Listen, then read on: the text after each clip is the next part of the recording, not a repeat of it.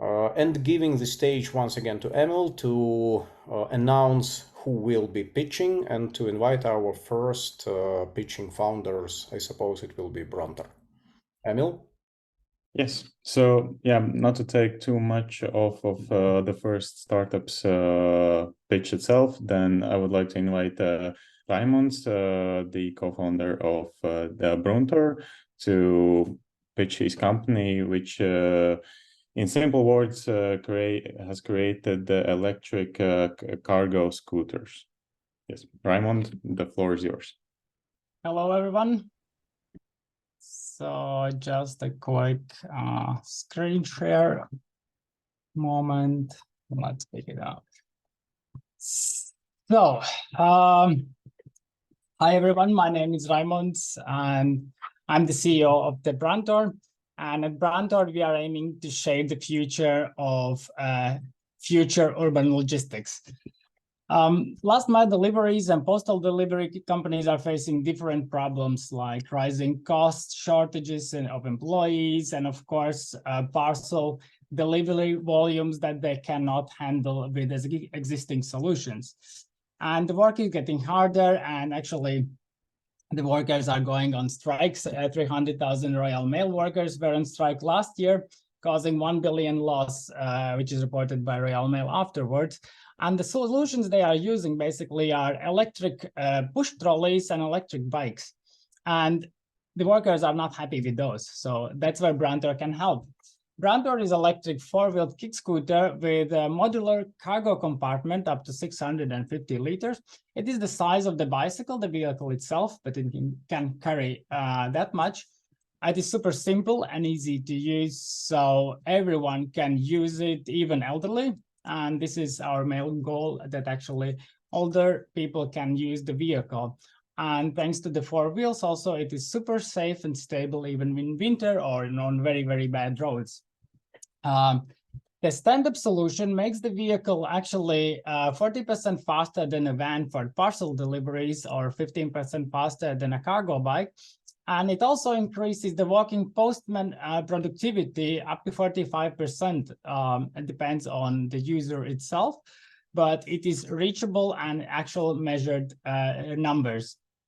With a single charge, we can go up to 100 kilometers, where postal services are driving about 40 at the moment, roughly, and it causes no air or noise pollution when used. Electric cargo kick scooter market is 43 billion euros in the world, and we can reach 760 million euros in the European market in the next years. We will start with Baltics and Nordics, and we are focusing on postal and parcel delivery companies as the first hand, let's say, or primary market. And we are going after grocery and food delivery companies as well, while they can have the same advantages which have the postal and parcel delivery companies. And then we'll start with the closest markets, and then step by step we will move on according to no,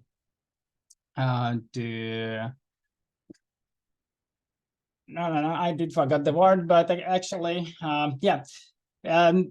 According to the need of the customer, that's the word. So at the moment, we have proof that the customers are willing to buy our vehicles, and then we offer maintenance support, which is like a monthly fee they are paying to us, and the short-time rental, which is a thought that they can try it, let's say, up to 3 months, and then they have to decide to buy it at the moment. Later, of course, they will be able to have a long-term rental or fleet rental, and then it will be also a software subscription element to it.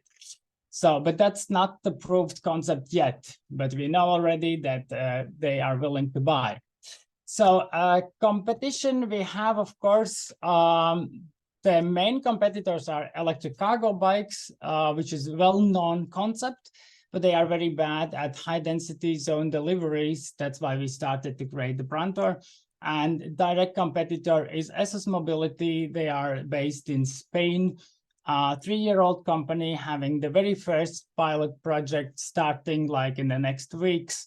where Bruntor is already on the street in Riga, have been piloted in Sweden, and is ready to test everywhere. So basically, we lead the market at the moment at the cargo kick scooter market. So we plan to sell up to 10 units this year. And just after our funding round, we will grow the team and raise the numbers. So our goal is 400 units sold by 2024, at the end 2024, and 4,000 units by 26 to the postal and food delivery companies. In a team, we are 3 at the moment. Elvi is my co-founder and CEO. Janis is product designer, and I'm mechanical engineer and the CEO of the company. And we have some advisors as well, who is helping us when we struggle to find the answers. We had this idea in April last year. 6 months later, we sold the first unit to Latvian Post, even with very, very simple prototype, basically Apple box on the wheels. Today, they are willing to make a larger scale pilot by buying 5 more units and to upgrade 1 postal service point in Riga completely with Bruntor delivery vehicles. And we have sold the unit to AHA Iceland. They are basically a grocery and food delivery company. They're just like a Volt here. And we are in negotiation process with PostNord in Sweden. And together with Latvian Post and PostNord, we have applied for a EU-funded project from the urban mobility of 700,000 euros, where we will then improve our product if we get approval for it. So today, basically, we have like simple hardware with simple software. It's nothing that complicated, but we are aiming to use our hardware to train actually IA to drive the vehicle itself. So in the future, we can make our own delivery drones. To reach our goals, we need at the moment 500,000 euros to grow the team, to develop a product a bit more, so we can ensure or to get to the first larger sales and to secure us the market lead position in the future. So if you would like to jump on board, we are more than happy to welcome you. My name is Raimons, and thank you very much. Thank you so much. That was really a great presentation, which left a bit more questions rather than answers. Raymond, can we start with the questions from the audience? Yes, please. So I encourage our audience to raise questions, because the project is really incredible, and we have known about Bruntor for a bit more than a year, and those guys made significant progress both with their sales and product development. So let me please start with the main question about IP protection. As far as I see, you scheduled the IP protection work for the current time, maybe for the current year, maybe a bit later. Why did you postpone this process? Because it seems extremely important for you to protect your hardware as soon as possible. Yes, we have protected already the brand and the design of the vehicle as it is. We haven't protected the parts themselves yet, as we are still developing some of them. So we don't protect them now and then change them for the serial production. But just before we are going serial production, we are going to protect all the parts then. Okay, got it. So the second question relates to your pilot customers and pilot units. As far as I can remember, you stated that you sold already the first unit to some local institutions, local customers. Can you tell a bit more about this? Why the first, not, let's say, the 10th or 20th? What is the result of pilot projects with those customers? So please describe it a bit more. Okay, we are having actually 2 pilots running. One is in Sweden, a 1-month pilot, which was prolonged to 3 months. I cannot tell you what company is it because of the NDA. We don't know the results yet, but as soon as we have them, I can tell you what is the result. In Latvia, we have sold the first unit to Latvian Post. We did start a bit. It was like hard start for them as it is a governmental institution. They had like, hey, who is going to do that? So they did move forward with testing. And then I did jump in. I did apply for postal worker job. And so I was working basically 1 month as a postal worker just to get them going. And now they are actually using it. And after this month, we did test it in Riga, in a couple of areas. We did test it outside Riga. So I get an insights what should be improved. At the moment, what they are having, they can do like 95% of the job. There are just a couple of issues. There's nothing serious, which we have to change. But the next version will be like all-wheel driven, which we have already developed. 14-inch wheels. The previous is like they're having slight problems with their side execution of the pilot project. But we have done as much as we could. So I think we have pushed them to forward a next sales process, and they are trying to get it through to this tender where we can actually apply them. Okay, sounds reasonable. So can you briefly say what is your desirable client in total, let's say? Latvian Posts, for example, or Air Baltic, or our local airport services. What are the sweet spot for you in terms of prospective clients? Actually, the sweet spot is the Latvian Post in Latvia when we are looking like nationally. As they are having 400 bicycle postmen and 400 walking postmen. So that means like 800 persons where we could sell. I would say the total number which we can sell is like 500 units to post alone. And this is the largest company with that many units which we can sell here in Latvia. Okay, I got the point. As far as I can see, we have a question from Yanis Blaževics. Yanni, can you please raise this question yourself? Or I can read it from the chat. Yeah. So I think these scooters is already a little bit, it's becoming problem in the greatest cities in European Union. If I'm not mistaken, France, Paris is already forbidden since the next year. Are you aware of this problem in Europe, in major European cities? I mean, in the capitals, and I think Paris is just the first one who will be forbidding these kind of vehicles on the streets.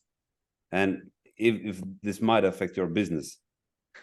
I'm aware of France or Paris banning rental scooters. We have to be precise. If you own a scooter, you can drive it anyways. We are not targeting B2B sector anyways in any country at the moment. We are not willing to cut us the path to success with the market B2C. That's why we are working only with the companies. Of course, we are seeing that people are angry about scooters lying all over the place. This is not going to be the case because these are companies which are coming from point A and they are returning to the point A.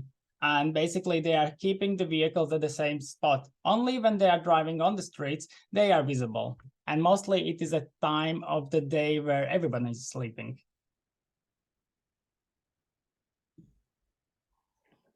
Okay, thank you. Thank you, Raymond. Next question from our fellow Nikita. Can you please tell us a bit more about unit economy and how it works for Bruntor? Where is the break-even point for, let's say, a single unit for a single customer, the entire contract, Okay. or the entire business for you? I could share then a bit of our financials here. Here is it. Basically, at the moment, we have very expensive production as we are producing only with few units.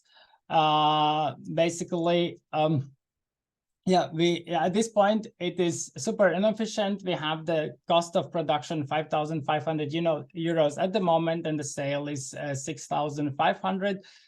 once we scale it, starting from 50 units, we can keep the price or get the price down on half, because of the parts are getting then cheaper when we are buying them bulk and not some other units. It depends actually on this break-even point is calculated based also on our R&D costs and the costs everything is included, and that's why we have to sell this year 300 units to get the break-even point. It's not possible, but next year actually we plan to sell 400 units, so we are very close to our break-even point with the units. And the sales price, basically break-even price, it's here. You can see on the other side. This is like 5,700, but once we can produce it for 3,000 euros, it's all safe. Okay, I think we can. I can share the details of financials also with you guys. It's not a problem. Sure, I think we can go deeper with this question later during the prospective deep dive call. It's quite enough for the first pitch, as I can see. Can you please proceed with the ask? How are you going to spend the asked amount, and what milestones you're going to achieve with the current upcoming investment round? So do I have this? That one slide is not here yet, but basically what we are willing to do is to grow a team. The next person hired will be a mechanical engineer, the second electrical engineer, and the third software development guy, because we have to make sure our vehicle is ready for the fleet management systems. So we have to develop that as well. At the moment, we will reach hardware TRL 9 and basically ready for mass production, and software will be started to develop like this complicated part where we are actually having machine learning on board on each vehicle. Basically, each postman will be our teacher. We plan to reach that to beginning of 2025, let's say mid 2025, where we actually can start learning our vehicles on the streets. With sales, let's say the goal is 400 units next year. We plan to have 3 or 4 larger pilots abroad. One definitely Sweden, and then since we deliver the first unit to Iceland, most probably we will go deeper in the country as well. So sales for postal service may be there as well. So it's a bit foggy how it is going to turn out. The main point is we have to have a team actually to be able to deliver something. Okay, sounds reasonable. Great. The last thing I have to mention before switch to the next founder, Raymond, could you please update the presentation in your Dilum profile? Because your application currently have the previous, a bit outdated one. Yes, definitely. As a startup, we are working always on the pitch deck, so I will do that. Shall I add somewhere the financials as well, so you can have a look already on them? For sure, you can do this in Dilum, in your Dilum account profile, maybe under the section documents. You can easily find it there, and then we will be aware right away about the rising the new document from you. Okay. Thanks so much. It was Raimonds Jurgelis from Bruntor. Thank you for coming. And thank you very much. Thank you. We are switching to the next startup. Emil, can you please present us the next founder? Yes. So I would like to now give the floor to Juliana, the CEO of Qrunch, which is a SaaS platform that helps hotels automate their processes, improve their communication with guests, and in the end of the day, also improve revenue. Yeah, Julian, the floor is yours. Hi, everyone. Do you see my screen? We do, and if you switch to the presenting mode, it will be a bit better, because currently the slide is too small. Yes, just a moment. We'll move everything.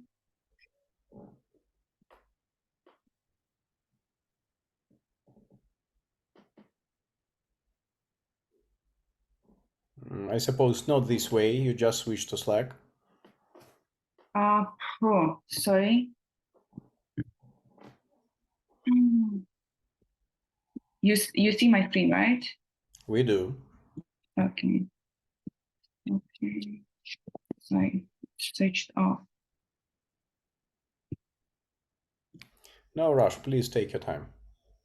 Yes, I'm sorry for that.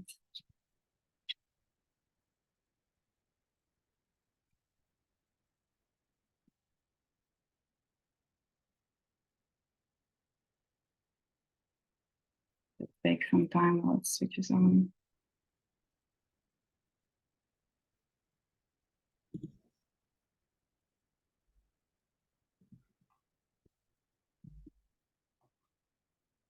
So do you see it now? I suppose it is loading. Okay. Okay, It sorry works for fine. that. Please go on. Yeah, sorry for that. And welcome to Qrunch. I'm the co-founder and the author of the idea. So we are a SaaS platform in hospitality that helps to manage guest experience. We help hotels to decrease their staff workload. And this is very important because number one problem in the industry right now is the shortage of the staff. As well, at the same time, we are helping to improve guest experience and increase revenues. So far, we have been able to raise 30,000 from the angel investors. With this money, we built MVP. We sold our product to 15 customers and reached 1,000 euros in monthly recurring revenues. As well, we were able to integrate with the world's largest POS and PMS systems in the hospitality. Now we are asking for 120K for further product development to build a USP for internationalization, for salaries, marketing, and sales, and that will help us to build traction and reaching more than 100 new clients and increase our average revenues from one client to 260 euros and increase our monthly recurring revenues to 23K. Besides lack of workforce, we see that the labor cost has increased in hospitality, and this is one of the industries that has very slow in adapting any digital solution. Therefore, a solution that will help to mitigate these problems are hotel process automatization, process self-servicing and staffless orders for food and beverage and any other hotel services. Additionally, cross-sell and upsell can increase revenues from one guest, and while digitalization will provide data-driven personalization and help effortlessly manage guest in-stay experience. Within our traction, we are now operating in 5 countries. Among our clients are such clients as Hilton, Accor Group, Mogotel Group, and our adoption rate reaches 80%, and we are able to triple room number orders right now. Besides our existing clients, we have outreach to more than 3,000 prospects on LinkedIn. And what we see is that 10 to 20% are already using some kind of QR code solution. However, the major customer request is that they want to have more versatile systems with more models, and they want to work with less vendors and offer more functional for their staff and for their guests. So how does it work from the guest perspective? Qrunch allows guests full autonomy, so the guests can order any service or the products from their mobile device. On the hotel end, it significantly decreases workload of the staff with automatization and integration to hotel management systems, eliminating unnecessary steps that can be done digitally. Our strategic direction is to offer end-to-end guest experience, starting from pre-arrival to the hotel, which is a pre-stay, in-stay, and post-stay emails, and all of the services that hotel can offer to the guest while the guest is in the hotel itself. Our ideal customer profile is the large luxury resort because it has a lot of touch points where we can increase revenues, and guests are staying typically longer there. This is why it gives more opportunities for different upsells. Within our co-founding team is me. I'm responsible for the marketing, business, and investments. And Yanis is my co-founder. He's a tech, and he does all of the tech. He has built this platform himself alone, and he also does finances. We have a sales and client management support, previously working in Printfy, and we have an advisor with more than 20 years of experience in travel and hospitality tech sphere. So we see that the market is huge. It potentially can reach more than 700 million in IRR.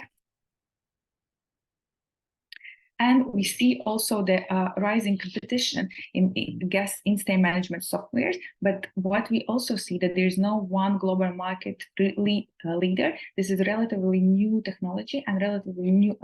Recently, hospitality started to adopt such products within the hotels. Therefore, we see the opportunity to be the first and the best in class in some of the markets. So our vision is that we see that in future, in a couple of years, like almost every hotel will be using some kind of QR-based solution in order to improve their guest experience and decrease the workload of the staff where it is possible. Additionally, our vision is reaching to integrate with different service providers that will give us our business model additional revenue streams that we can implement different service marketplaces within our platform, allowing hotels to earn more, us earn more on the commission as well, and to provide much better service to the existing guests of the hotel. Now we are asking for 120K that will help us to reach more than 100 new hotels, and our monthly recurring revenues then goes up till 23,000. So this money will be split on marketing, further product development, and salaries and internationalization, as I said. And a business model is a subscription. It's a subscription, and also, as I said, marketplace and service fee. That's it.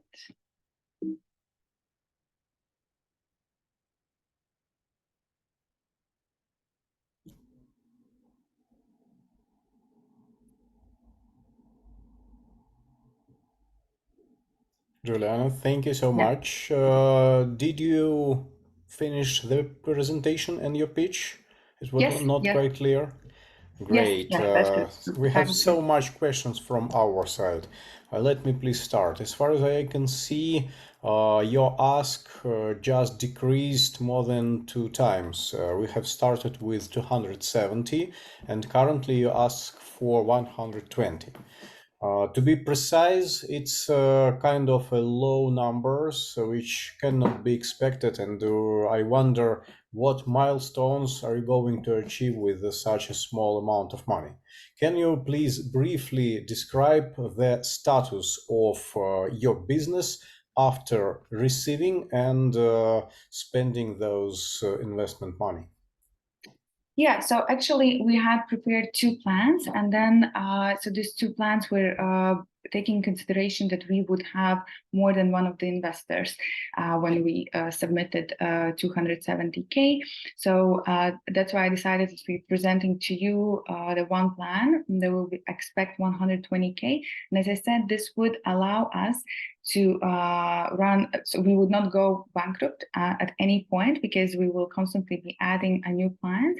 And this will allow us to reach more than 150 clients, and the monthly recurring revenues would go 23K. And if now we are earning approximately 60-70 euros per client, and this is due to the fact that in the very beginning we we're testing different pricing models with the existing clients, and this amount will allow us to build additional functionality like the models in our platform, and this will allow us to increase our earnings from one client to 270 euros a month. Okay, can you please switch to your slide with your prospective revenue sources? It will help us to understand it a bit more.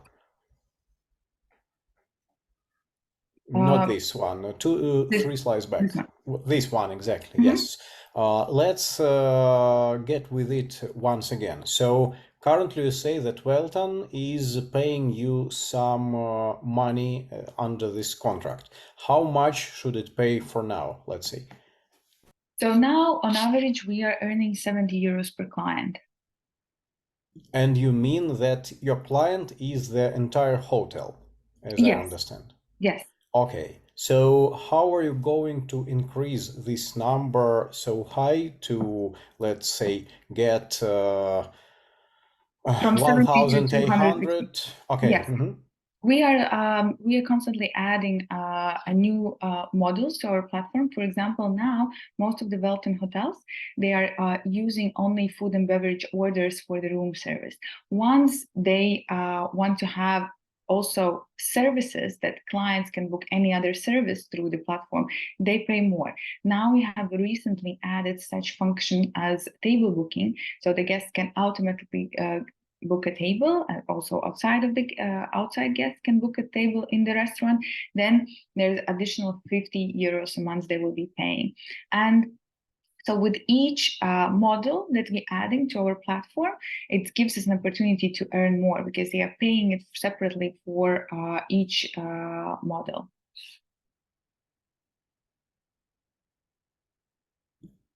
Okay, sounds reasonable. Let you please state once again, one more time, what's your current earnings, what's your current revenue monthly, and can it be considered as MRR, monthly recurring revenue? Yes. Currently, it's around 1,000 euros. It's a little bit small for having 15 clients, but the reason for that is that in the very beginning, we were testing different pricing models because some clients are paying subscription fee, and some are paying for a transaction, let's say, because with some clients, we have an agreement that they pay minimal subscription fee, and then they are paying €1 per each order that guests are making for food and beverage, like for the room service. And since we tested, we were kind of trying to see what will work the best. We haven't increased the initial pricing for the very first customers. That's why it's around 1,000 euros now. That's great. So I want to ask the audience, maybe you can raise new questions and ask Julian about the details of their business. Please go ahead.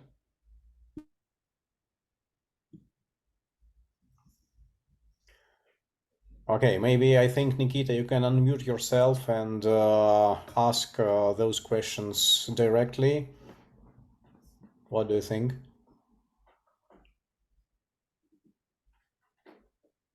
Our fellow Nikita is typing in our meeting chat, asking questions in written. Okay, let's go with this. Your competitors, and how do you see the competition landscape for now?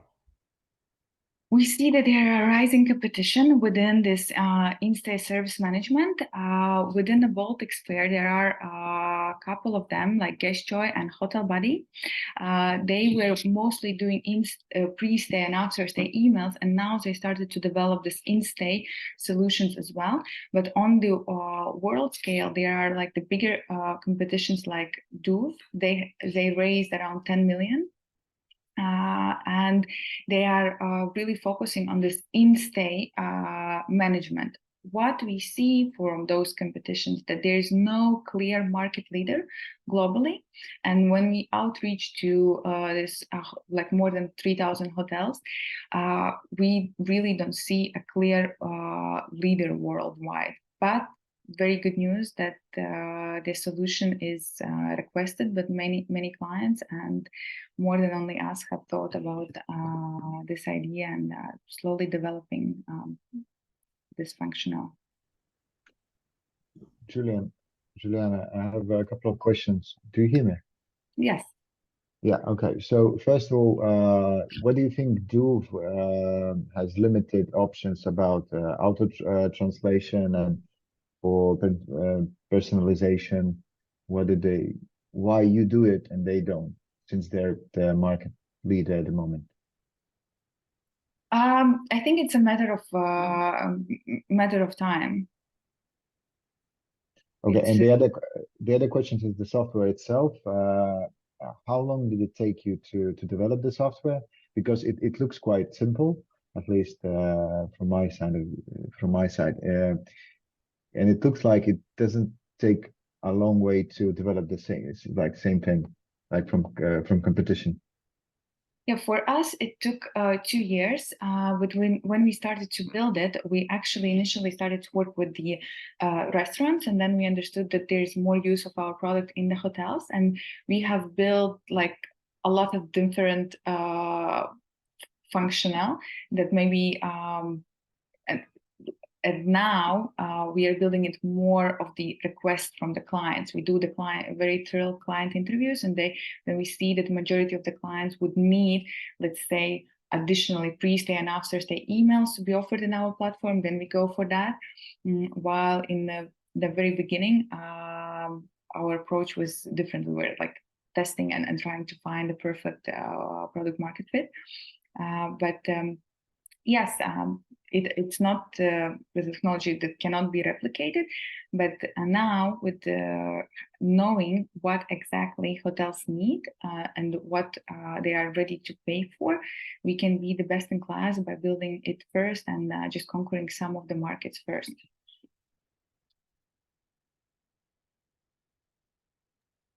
Thank you.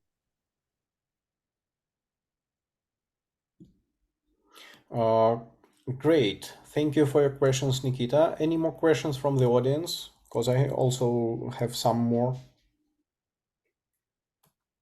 No more questions from the audience for now. Okay, can you please tell me how you see your further sales process, let's say? How much workforce do you need? How many salespersons you expect to achieve those 23,000 MRR until the end of the next year?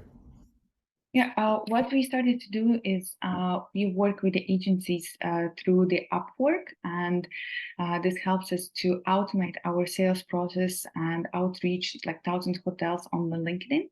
So this is one thing how we can reach new clients, and then we would need in-house 2 sales people. Like this is Diana that we have right now, and I'm. Because it's very important for the industry is to be able to go to the conferences. This is one of the ways to get new clients. So, and another thing is that affiliate marketing works very well. That's what we see in the Baltic landscape, that we have one affiliate now, and he just brings us, they already working with the 1,000 of hotels, and they see from their own hotel database which hotels could use the technology, and then they offer us to them. Okay, sounds reasonable. And what percent of conversion do you expect based on your current sales process? How many prospects will convert to leads, and how many leads will convert to paying customers?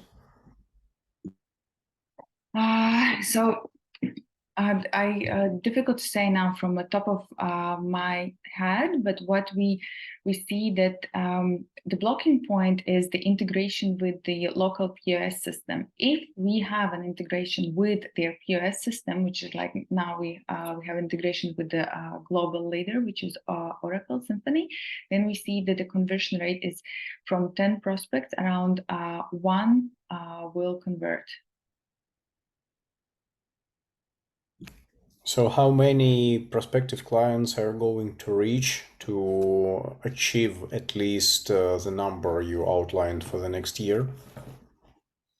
So if it's 150 clients that we want to reach, it's times 10. Great. Thank you so much. Dear fellows, do you have more questions to Juliana?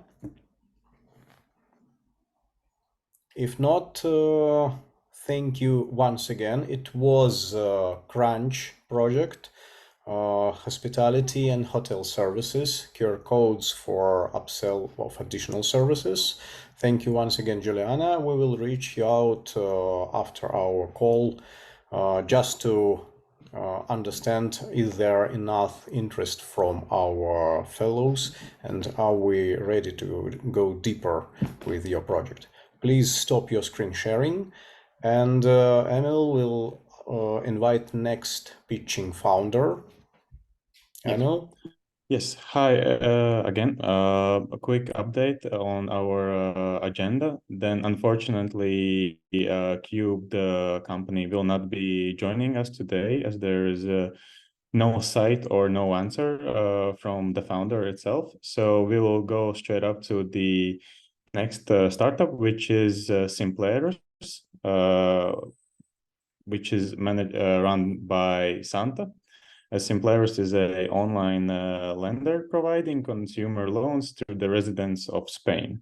Santa, the floor is yours now, so feel free to begin your presentation. Yeah, so hello everyone. So let me share my screen.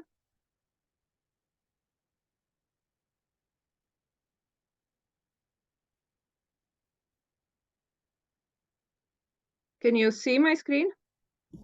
Yes, we do. Okay.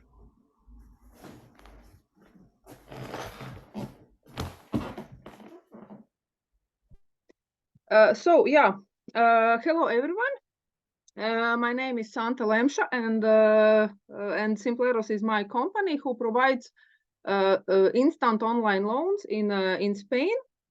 We started operations in 2020, October 1. And right now we are looking for additional funding for business development to grow portfolio. So a little bit about myself. I am in finance industry more than 15 years. Before starting my own company, I was a chief risk officer in Robocash Group, where we managed to go from annual net profit 1 million USD to 16 million USD per year. And before that, I was serving as a group head of data science and advanced analytics in For Finance. That helped to launch, let's say, many automated risk decisioning models and all this like risk assessment process in an automatic way. And before, I was also many years in insurance. So about Simpleros, as Emil's already mentioned, Simpleros provides instant online loans to residents of Spain up to 1,000 euros up to 1 year. Then shortly about existing numbers already, we have right now registered customers 100,073,000. So in average per day, we have approximately 160 new registrations. We have issued already 4.3 million euros with month-on-month growth rate 15%. We have received back or managed to from our customers' repayments 4.7 million euros. And what is very good, and we are happy about this, that 89% of customers are such who returns to Simpleros taking at least one more loan. So it means in not only just once, but after some time again taking some services from us. Then here you can see some actual numbers and how we performed starting from the beginning.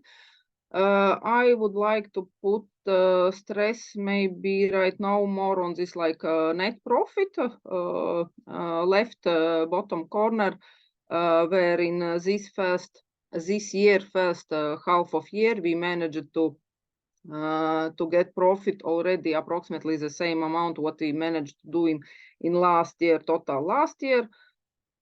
So continue with some other operational things. So time to money for our customers is 15 minutes. Of course, in case if customer submit all required information. So if everything fine, you get your money in 15 minutes.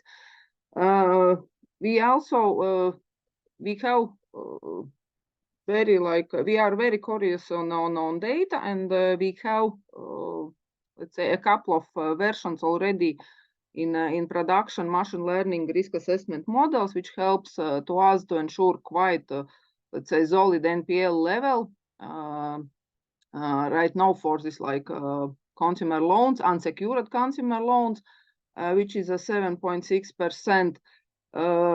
As well, if customer go to collection phase, already start to delays, and from such customers, in 25% cases, we collected back already in this first 30 delay days. A bit about product features. Right now, we are also growing installment, pure installment loan portfolio, which is this higher amounts and longer term. As well, introduced payment schedules. It means that for customers who start to delay or who by themselves tells to us that they would like to repay their liabilities in installments, we provide an automatic way for them to choose it in the system that I would like to change my repayment plan. And also what is right now is happening, we are introducing this insurance service. Mostly, of course, it's more interesting for this in case of installment loans, but as well it will be available for those who are taking for shorter period these loans. So yeah, and the most exciting part, financials. Here you can see 5 years financials. So actual 2021 and 23 this year already include this half year actual numbers. And so in this year we are aiming to get a profit around 563,000 in next year, and year after. Of course, a lot depends how much we manage to issue. If everything goes according to the plans, and then in the next year we are planning to get revenue around 3 million, and then one more year after 3.6 million, and profit even up to a bit more than 1 million euros. So here you can see assets and existing structure of liabilities. Yes, so assets at the end of June this year was 1.3 million euros. Equity at the end of June 421,000 euros. Total liabilities, including subordinated loans, 846,000 euros. Yeah, what else? Yeah, net portfolio at the end of June is 1.1 million euros. Yeah, let's continue to investment opportunities. So in general, what is possible to do, and yeah, so what I'm offering, this investment could be starting from 1 year up to 3 years. Minimal ticket 25,000. Interest repayment monthly, quarterly, yearly. It depends on let's say individual interest.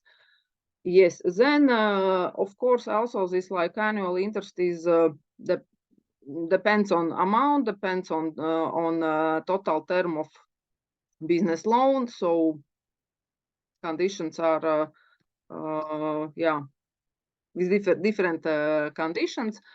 Then short example. For example, if there is invested 100,000, let's say for 3 years, this is annual interest rate 16.2%, then total invested 100, total earned in 3 years 48,600. Yeah, interest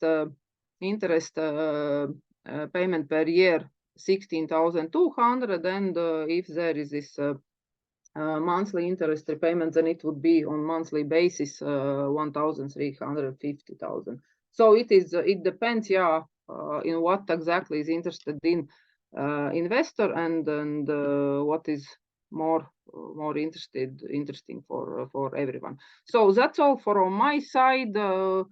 So please, questions, anything. Thank you, Santa. It was really great. However, as far as I can see, you're more seeking for a loan for working capital for this business rather than investment, right? Yes, exactly. Yeah. More like I would say, yeah, business loan. Yeah. Okay. What other sources of capital to distribute to your business do you have? Rather than business angels or private lenders, let's say. What other sources? Maybe institutional money, maybe something like that. I'm not sure yet that I. Yeah, sorry. So what's the source of working capital for your business? The main source. You mean right now or? So yeah. Right now and for the further periods, let's say for the next year. Yeah. So I have right now. I have already attracted investors. There is my own investments, of course, my own investments, and there is attracted investors as with business loans, and there is cooperation with investment platforms. So that's why also I showed this debt to equity, all this coefficients and numbers and these existing liabilities, including founders' investments is 846, if I remember. Okay, that's great. But as far as I can understand, you are aiming for growing your business at a good pace, which obviously means that you are in need of working capital. Because, yeah, of course. Yes, and in this case, you have to find reliable sources. The possible reliable sources may be institutional banks, which can provide you enough capital in case the demand will be increasing and your business will be growing. Banks, banks on alternative financial services looks like on competitors. Of course, loudly they are not saying like this. It's not like this. No, let's say officially, it's not official position, but reality position is such that it is competitors, and even open bank account, it's usually quite difficult. So about any kind of loans, if your let's say main service is alternative finance for, let's say, their customers, then it's it's almost no option. If only not some kind of different pledges given or anything. Yeah. Okay, got it. Yeah. And what's your current? So from banks, it's almost impossible. Okay, what's your current default rate? You said. NPL, non-performing loans, right now it is 90 plus 7.6%. 7.6. Is it below or above the industry average? I would say that it is below, but again, it's more, let's say, from existing state, because we managed to sell some delinquent portfolio, which of course improved numbers. At the same time, again, this is total portfolio delinquency rate, but we have to look, let's say, deeper in all this. New customers and repeated customers, this is absolutely two different portfolios. That's why this overall number, I would say, it doesn't show probably the best picture. Of course, gives some insight, but yeah, it's yeah. Okay, great. Thank you so much. Do we have more questions from the audience, please? Prospective investors and lenders, you can raise your questions to Santa right now. Great. I see that you prefer to ask questions one-on-one in this case, because once again, the financial market and financial business is kind of a special. So it's really might be a point of discussing one-on-one with the founder and founding team. Great. Thank you so much, Santa, for being with us today. Simpleros looks like a great project to maybe not to invest in, but to participate in as a business lender. Thank you once again. Yes, thank you very much. That was Santa from Simpleros. And this means that our August session is going to be complete for now. Emil, would you like to add some words for today? Yes, I guess the words would be to apologize for the cube not showing up. Unfortunately, we will try to get them maybe on a different session if it will be possible. But I hope that today's pitching startups were exciting to you and that there are prospective deals that you can participate in. Thank you. Thank you once again. I'm stopping the recording.